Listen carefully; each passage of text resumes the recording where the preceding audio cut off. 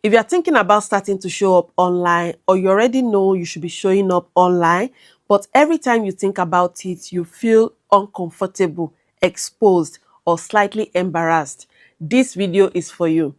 You see, you are feeling this way not because you don't believe in yourself, but because you have never done this before and nobody has explained how people like you actually start. You see, when I started creating content in 2018 on this channel, I was extremely shy. And if you scroll down to my first YouTube videos in 2018, you can tell. And most of the advice I see online assumes that everyone enjoy attention, that everyone are expressive. They assumes that everyone are comfortable being seen and excited to talk into a camera. You see, that advice works for some people, but it doesn't work for everyone. And if you are shy or a private person or reserved, that advice doesn't just fail, it makes the whole idea of content creation feel unrealistic and unsafe. So in this video, I want to explain clearly. I want to show you how shy people actually start showing up online, what usually stops them, what works instead, and how this can eventually help you grow something meaningful without forcing you to become someone you are not. And by the end of this video, you should understand that shyness is not the problem. The problem is that most people are taught the wrong entry point. By the way, if you are new here, my name is Lara and I work with people who have skills, experience and knowledge but feel stuck because they don't know how to translate what they know into visibility, content or income. But before we talk about how shy people start showing up online, we need to be clear about what being shy actually means in this context. Being shy online doesn't mean you are incapable. It does not mean you have nothing to say. It does not mean you lack confidence in your skill. For many adults, shyness online simply means discomfort with exposure. You are not used to being watched. You are not used to presenting yourself publicly. You are not used to turning what you know into something consumable by strangers. And you see, many of us are doing well in our offline careers. You are a doctor, a banker, a nurse, engineer. You are doing really well because visibility was not required. But online, the rules are different. Visibility comes before recognition when it comes to showing up online. And that shift feels unnatural for people who were trained in systems where humility and privacy were valued. That is why telling a shy person to just start posting, to just start creating content is not only unhelpful, it is irresponsible. When a shy person tries to start the way loud creators start, they burn out quickly. They overthink every post. They feel exposed. They convince themselves that content creation is not for them. I have been in that position before. But the truth is that shy people don't fail because they are shy. They fail because they are starting in the wrong way. So let's talk about what doesn't work first, because this will save you a lot of frustration. So what doesn't work is forcing yourself to show up as the loudest version of yourself. What doesn't work is copying creators who thrives on attention. What doesn't work is turning on a camera and try to perform when you know that performance is not your strength. Another thing that doesn't work is making content about yourself when you are uncomfortable being the center of attention. So most shy people think the problem is confidence. It is not. The problem is exposure without structure. So if you are shy, you do not need to become confident first, but you do need to choose a form of visibility that feels controlled, intentional, and aligned with how you naturally communicate. So how do shy people actually start showing up online? I'm going to walk you through this 5-step method. The step number 1 is pick a showing up style that protects you. If you are shy, your first mistake is starting in the loudest format. If you are trying to do talking head videos, going live, all these high energy reels, you will immediately feel exposed, and then you conclude that this is not for me. And that conclusion is wrong because the entry point you have chosen is wrong. So your first job is to choose a style of showing up that feels controlled and repeatable. For shy people, the best formats are usually process-led format, where your work is the focus, not your face. For me, for a very long time, I didn't show my face on YouTube. On this channel, I didn't show my face for a very long time because I wasn't comfortable enough to do so. It took me years before I started showing up my face. So let's say you are a hairstylist. You don't have to show your face. You can show the transformation, the product you're selling, the steps, the care tips, just with voiceover. People still hear you. They still learn from you. And your face can come in later if you ever want it. So what to do next for step 1 is simple. Decide your safest format for the next 30 days. Choose one. Is it voiceover, hands-only process, screen recording, or talking head? Pick the one you are comfortable with and that you can repeat without dread. The step number 2 is to choose one small topic lane so that you are not guessing daily. You see, many shy people, they often overthink content because they haven't chosen a lane. They wake up and ask, what do I post today? That question creates pressure. And pressure do what? Pressure increases shyness. A lane is not a niche like fashion, beauty. A lane is a small area where you can speak with clarity and repetition without feeling like you are exposing yourself.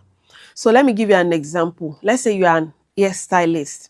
You can choose to talk about healthy hair, how to grow an healthy hair, how to keep protective styles neat, talking about hair growth. If you're a fashion designer, for example, you can decide to talk about pattern making, teach people how to make their own pattern, how to create pattern for different outfits or styles, how to take measurement, how to choose fabric.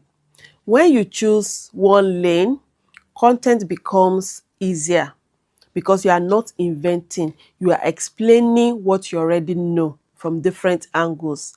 So what you're going to do next for this step 2 is that you're going to write one sentence. I help dash with dash. Keep it simple. Then stick with that lane for 30 days. The step number 3 is use the question method to decide what to post. If you are very shy, you can't afford to start with content ideas. Yes, because content ideas feels creative and open-ended. You need something practical because, practical reduces anxiety. So instead of brainstorming 100 ideas, you collect questions. Those questions you've been asked by your clients, your friends, your colleagues, questions that people are asking online, on Facebook group, on Instagram posts, questions that beginners are typing on YouTube, on Google, questions that show confusion. You see, a shy creator becomes confident faster when they stop trying to be interesting and start trying to be useful. This is what's worked for me. So here is how this look, in real life. If you are a hairstylist, I just keep using hairstylist. So if you are a hairstylist, for instance, your questions might sound like, why does my hair break after braids? How often should I wash and moisturize my hair? Let's say you are a fashion designer. People might be asking, how do I take measurement? How do I draft pattern? How do I fix gaping at the bust area? Each of these questions becomes content for you. And each answer you give to these questions builds authority without you trying to be loud. So what you are going to do next for this step 3 is that you are going to write out 10 to 20 questions your ideal customers will ask.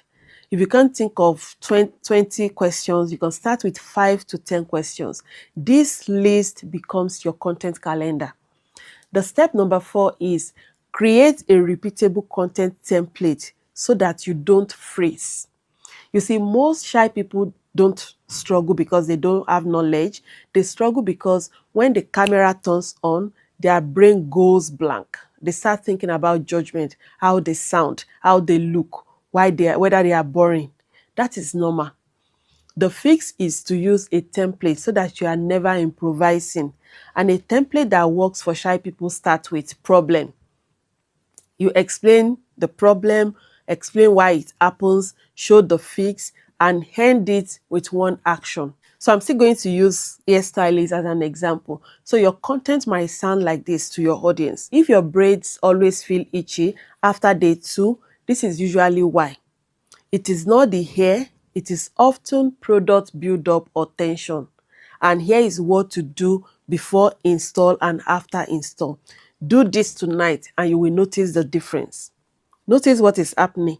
You are teaching there, you are not entertaining. And that is what suits shy creators. You mention the problem, why it happens, and how they can fix it. So what you're going to do for this step is choose one template and use it for 10 pieces of content before changing anything. And you will see that this will remove pressure and builds comfort for you. So the 5th step is to start small, measure the right thing, and then you expand. Shy people quit early because they measure the wrong thing. They post twice, they get 20 views or 200 views, no like, no comments, no share, no save, and they conclude it's not working. But the first stage of showing up is not about going viral. It's about becoming consistent. It's about becoming clear and findable. So you start small and you track progress properly. Your first win is not 10,000 views. Your first win is I posted 5 times and didn't disappear. Your second win is I posted 10 times and it feels less scary. Your third win is people started commenting and asking questions. Comments and questions are a sign of trust. And trust is what becomes client sales and income. Then you gradually expand. Maybe you add your face, you show us your face. Maybe you had longer videos. Maybe you had a clear offer. But you expand when the foundation is stable, not when you feel pressure. So what you're going to do for this step is that you're going to commit to 30 days of one format, one lane, and one template. And at the end, you're going to review what people ask, what got saved, and what got shared, and build your next month content from that. So if you want to start but you don't want to overthink, I have designed a free 7-day starter plan for you. It is designed for exactly people that are shy, busy people who need structure. It will walk you through choosing your lane, listing audience questions, selecting your first topics, recording simply, posting, continue without freezing and all. The link is in the description down below. You can click that link and download it for free of charge.